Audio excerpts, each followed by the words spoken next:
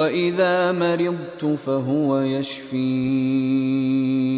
اور جب میں بیمار پڑتا ہوں تو مجھے شفا بخشتا ہے۔ اعوذ باللہ من الشیطان الرجیم، بسم اللہ الرحمن الرحیم۔ السلام علیکم ورحمۃ اللہ وبرکاتہ۔ چشتیہ ٹی وی کی جانب سے خوش آمدید۔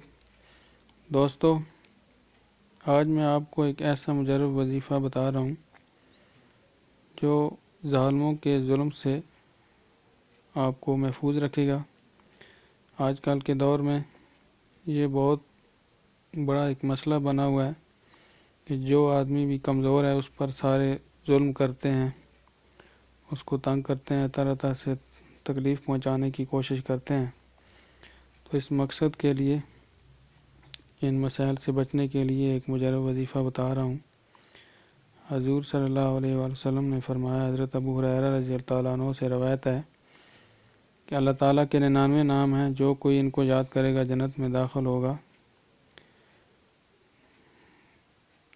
دوستو، اگر ابھی تک آپ نے میرا یہ چینل سبسکرائب نہیں کیا تو سبسکرائب کر دیں اور بیل کا آئیکن بھی پریس کر دیں۔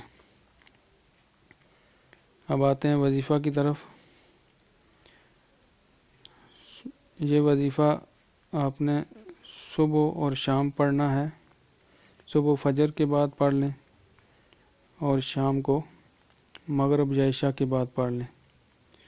اول 11 مرتبہ درود شریف ابراہیمی، درمیان میں 226 بار یا جبارو، اور پھر اس کے بعد 11 مرتبہ درود شریف ابراہیمی۔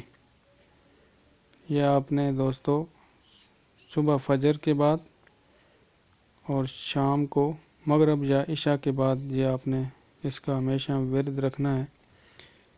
انشاءاللہ ظالموں کے ظلم اور قہر سے محفوظ رہیں گے۔